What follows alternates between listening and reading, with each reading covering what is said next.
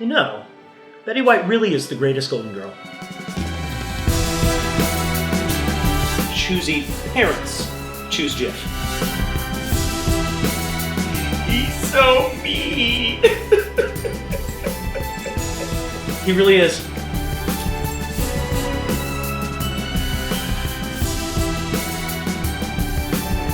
Hey Ryan, are we out of partisan again?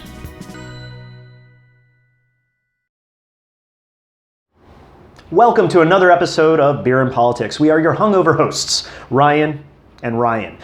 Today we're going to be talking about fake news. There's been a lot of talk about it, but nobody's really said what it is, what it isn't, who it isn't, and what they mean by fake news. So we'll be discussing that today. But before we do, as always, Madam Brewmaster, what do we have on tap?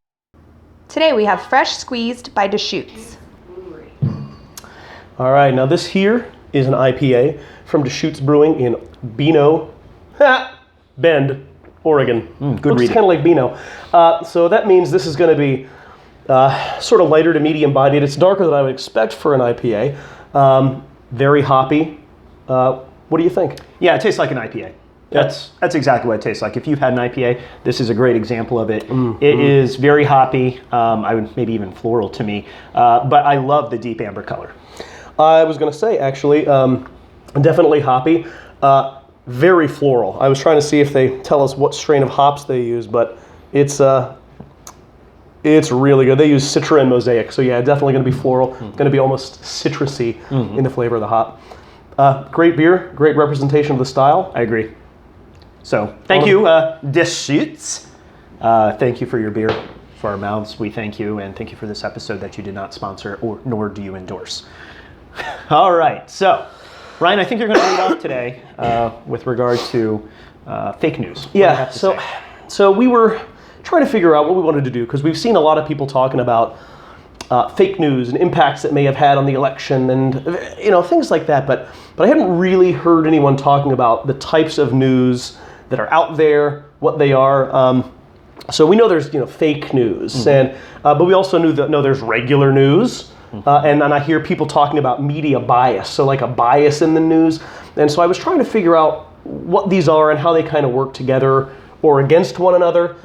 And I was having a hard time, so I'm actually going to tell you a story about what happened to me while I was coming up with this, trying to figure something out.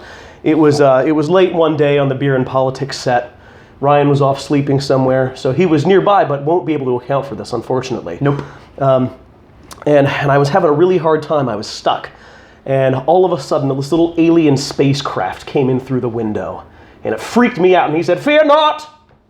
I thirst not for blood, but only knowledge." Which surprised me, since he sounded kind of like a cross between Riff Raff and maybe Emperor Palpatine. But it was weird. And I said, "I'm having a hard time." He says, "I figured you were. I've been watching you from afar. And though Beer and Politics is yet a young show, I see that you represent them foremost in worldly thought." Wow. This is interesting. It's very flattering. Yeah. And I said, "Well, what's going on is I've been having a really hard time trying to come up with this, what is this stuff?" And he says to me, "Well, it's good. You see, my home world has no news or politics, so I've had to explain this very subject to my kind. Let me help you, sir." And I said, "I would be very, very much appreciative." And he said, "You see, the news is objective. It is something that may be a little left or a little right, depending on the time. But that doesn't mean it is no longer news. It means that it is aligned with the facts. The news can be verified by people. It can be seen by many, whether they have an interest or not. And then you see in that way, the news is very much like your human's boobs." And I said, "This is crazy." And he said, "No, you see, because whether or not you like boobs to be directly down the center, they will lean left or right depending on the gravity. You will like them, maybe you will not, but that does not mean they cease to be human boobs." I said, "This is interesting." And he said, "Yes. Now, we shall talk about biased news, because biased news is still your human's boobs, although it is packaged in a way to make you feel a certain way, to elicit an emotion, perhaps a thought of something. You see, they are presented to you to make you feel something or think something very specific about those human boobs. Therefore, biased news is like human boobs in a push-up bra."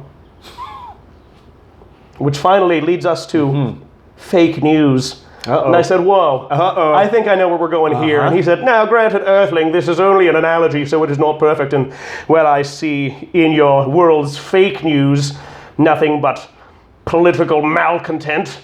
I see none of the like in your humans' fake boobs. So you see, where they do have a parallel is this. Fake news, like fake boobs, are not organic. They did not exist to begin with. They were created, they were manufactured, you see, with the express intent of feeling and looking as much like real news boobs as possible. The success is largely conditioned upon two things. One is the artistry of the creator, the skill by which they are crafted. And secondly is the willingness or the desires of the consumer to accept them. I said, wow, that's really interesting. And with that, he got on his little ship and he flew away. Wow. And that is the true story of what happened to me. And I won't provide sources for that, or if I do, I will provide sources that don't exist. Well, I mean, you're a trustworthy guy. I've known you for a long time, so true. I'm going to fake this. I'm going to accept this as fact. Yep. That must have been what happened. That's what really happened. Huh. But I thought that was an interesting way that this crazy alien creature that's not me thought of as a way to think about what fake news is. Wow. So you have real news, which might lean to the left or to the right, Depending on the situation. but I mean, it's still real. And then you have more biased news, which is misleading, Yes. right? Specifically misleading. Or at least showcasing something very specific. Ah, that's good. Yes, showcasing something very specific. I know what you're talking about there. And then you have fake news, which is manufactured. Entirely. Wow. And Good. That alien guy was smart. He was a rip-roaring, stargazing sojourner. And he uses my favorite analogies.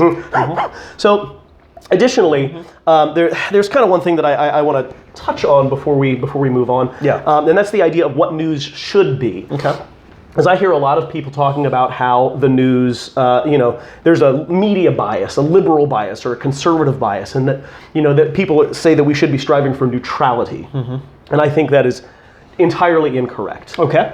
Because what news should be is objective, and whether that mean it lines up a little right or a little left, depending on what's happening. See, the thing is in a world of news that is neutral. Yep. If we were being interviewed and I said 1 + 1 is 3, and you said 1 + 1 is 2, a neutral observer would say, well, let's hear your reasonings and discuss. And they would come to no conclusions at the end because it's neutral and we would be given equal time. But that serves no one. It's something that we can know that's objective. And in objective news, they would say, you need to get out of here because you're stupid. You're obviously an idiot because we can see that you're wrong. In a neutral news, the only one that benefits is the person who is lying to you the most. That's great. Yeah. All right. So with the introduction of what these types of news are, shall we move on? We shall. So I, too, will have a story. You're going to participate. It's really a scenario, but it'll tell a story. But before I get to that, I really just want to jump through how bias is built. Because a lot of people don't think they're biased, and they think their news is objective, as you described. Okay. All right. So I'm not going to spend a ton of time, I hope, on this, but I just want to go really quickly just to enlighten people. So first of all, if you label yourself a conservative or a liberal, chances are you're already going to a biased news source, and that the news tries to cater towards groups of people. And so there are conservative news sources and liberal news sources. And what that means is that they're going to have stories that just cater to you. So they don't necessarily have the same stories all the time. So a conservative news source might have something about why abortion is bad. And there might be a study on it, or there might be a inside report on it. And the liberal news may not even report that news at all, because their viewership doesn't care about that. And in the same token, liberals might talk more about certain gun control related things that conservatives aren't going to talk about, because their viewership does not want to hear that either. So out the gate, when you go to a conservative or a liberal facing news source, you'll probably have some bias there. One thing I do want to point out is across the board that they generally do report a lot of the same news in a lot of the same fashion. Because a lot of news isn't flashy. Right. It really is just news, and they do it in a fairly objective manner.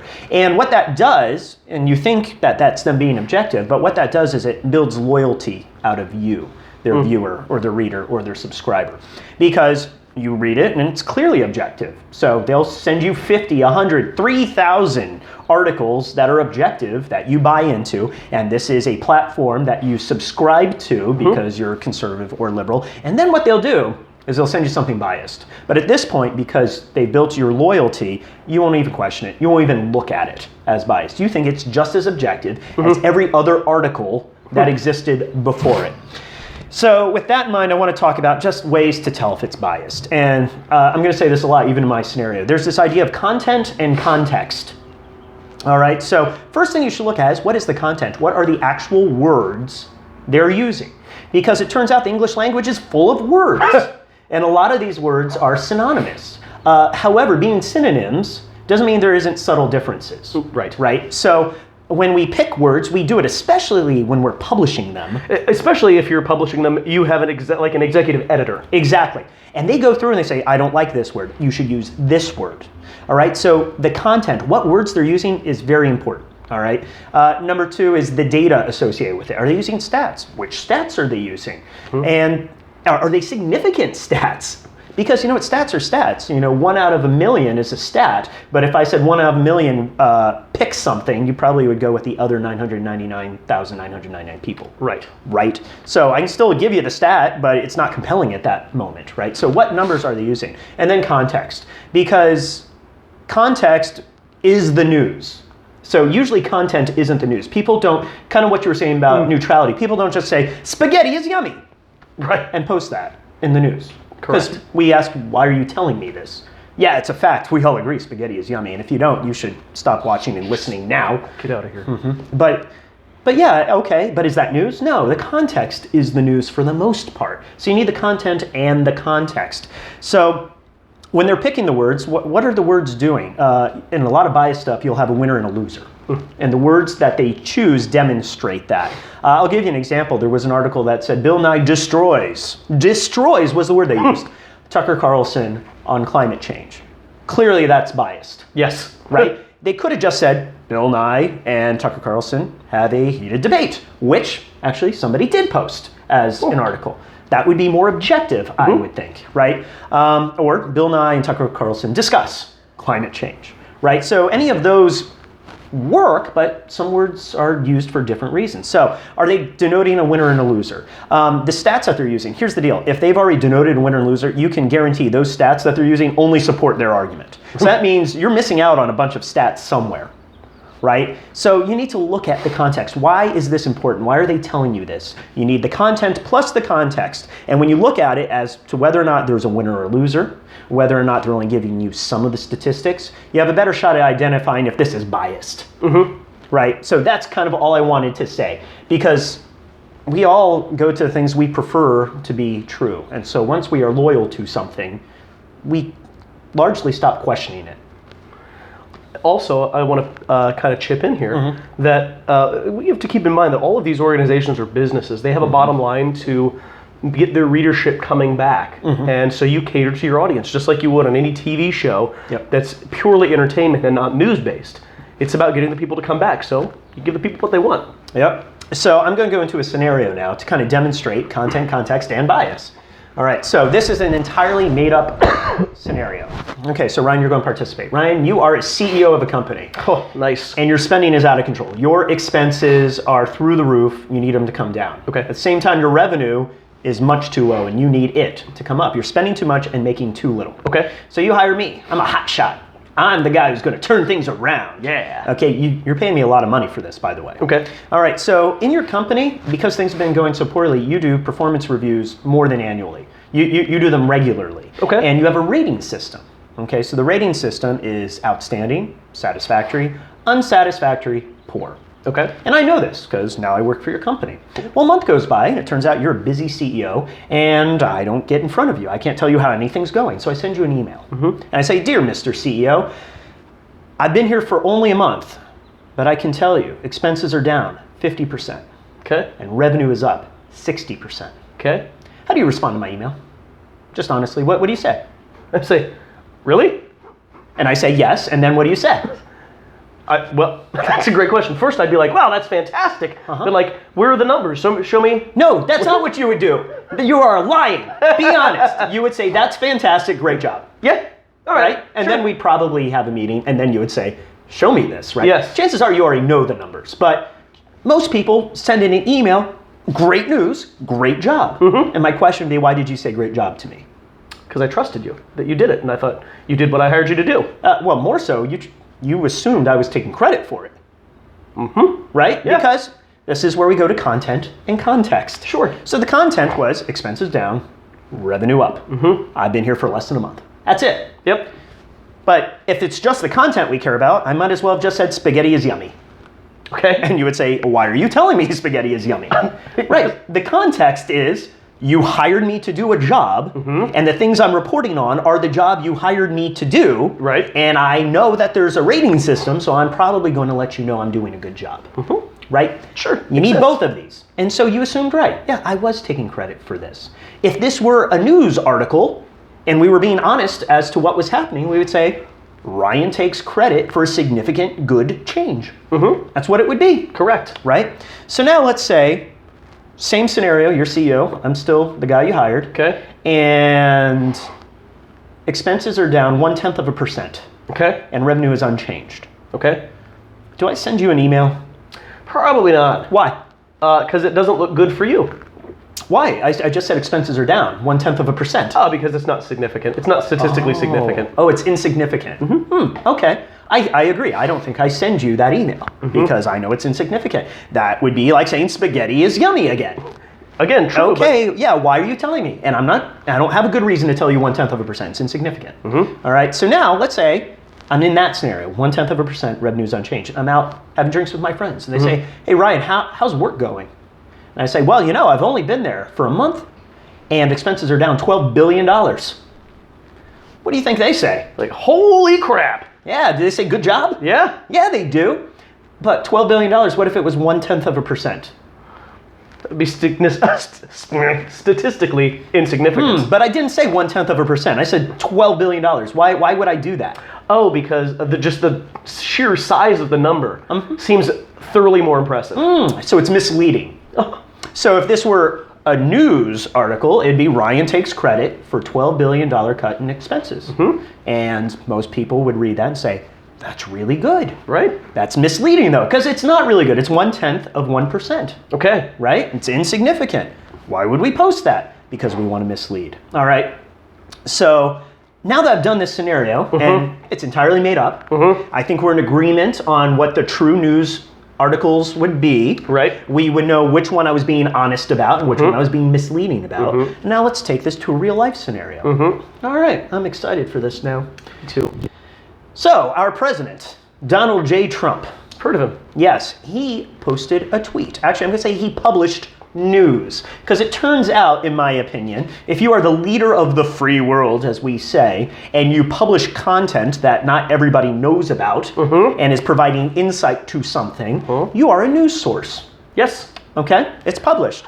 Well, he published on Twitter, but still published, quote, the media has not reported that the national debt in my first month went down by $12 billion versus a $200 billion increase in Obama's first month.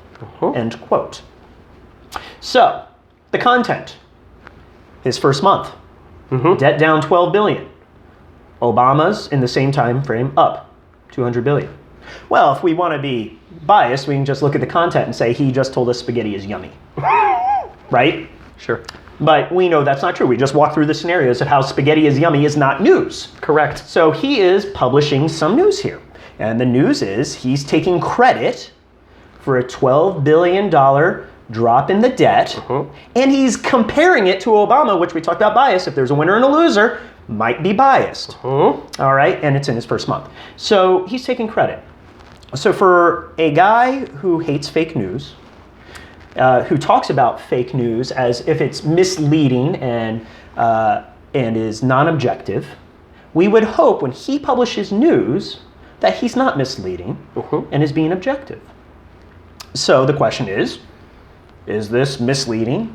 Is it objective? Simple question. And in fact, if you support Donald Trump, you better hope this is objective and not misleading. It's not fake news. Correct. It's real news. So let's break down. First, is it significant? Right?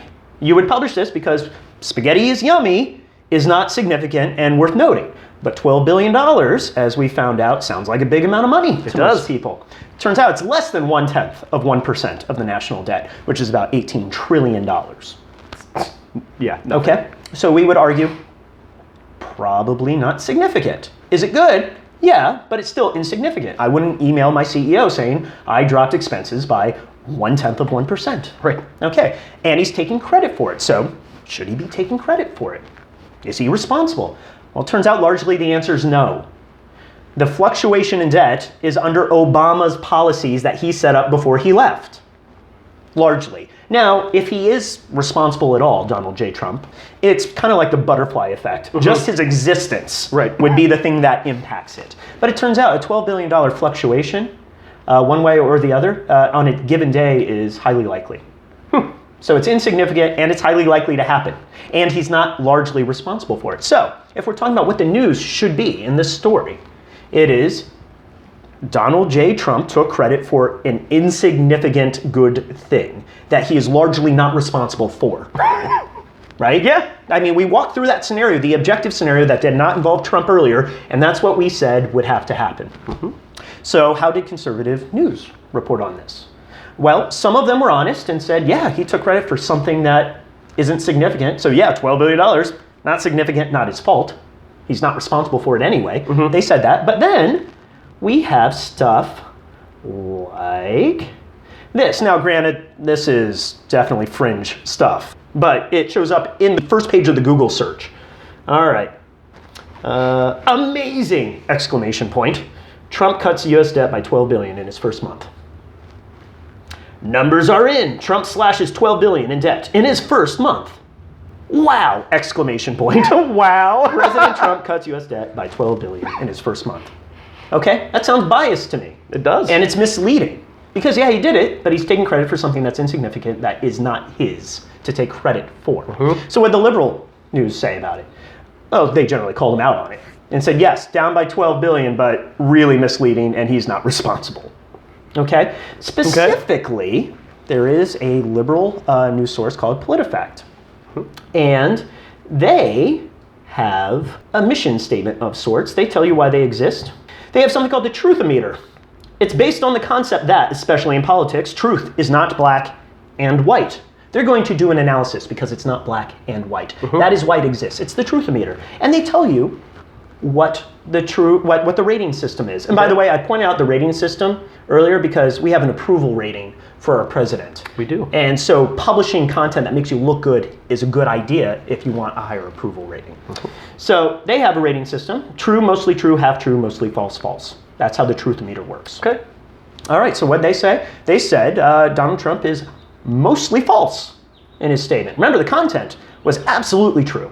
Right? But remember, context matters, and he was intentionally being misleading, which, by the way, seems to be his definition of fake news. But he's being intentionally misleading, and they called him out. Mostly false. What does that mean? The statement contains some element of truth. I think it does. But ignores critical facts that would give a different impression. Okay. Seems to be spot on in this case. Yes, I agree. So they did this. And I know we have conservative fans out there that are fans of Breitbart, an objective conservative news site. I'm sure they would argue. What did Breitbart have to say?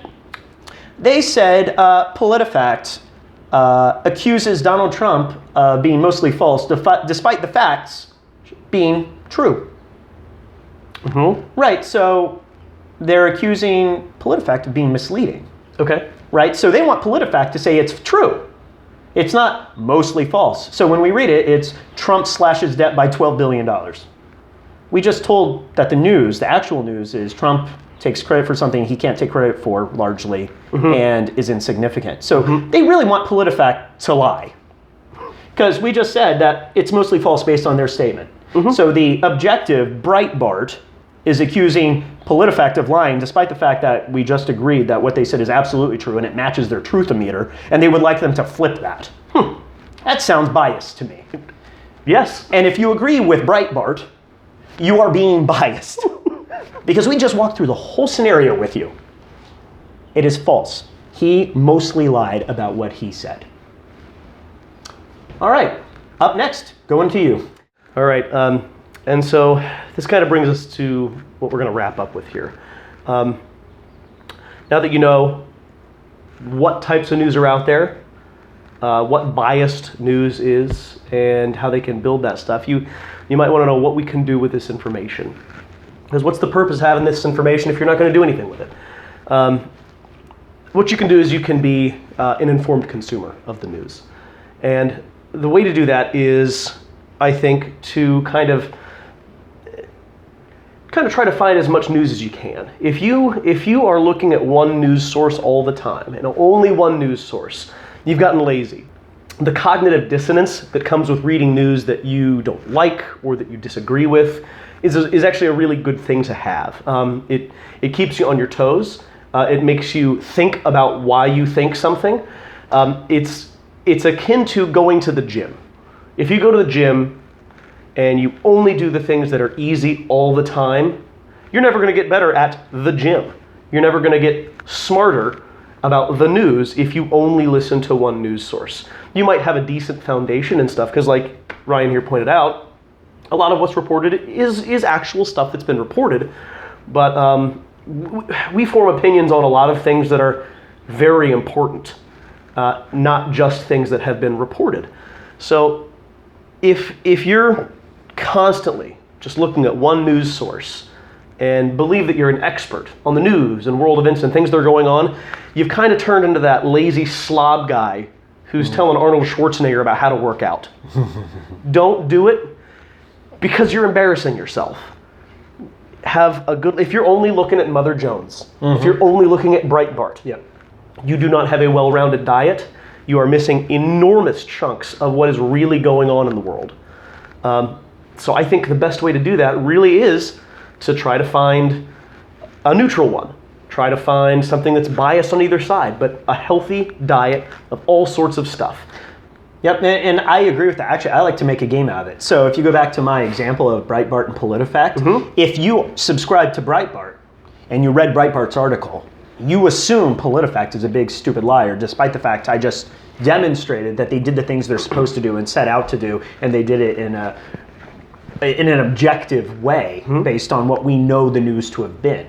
But if you had read Breitbart and you saw that, just go check out PolitiFact.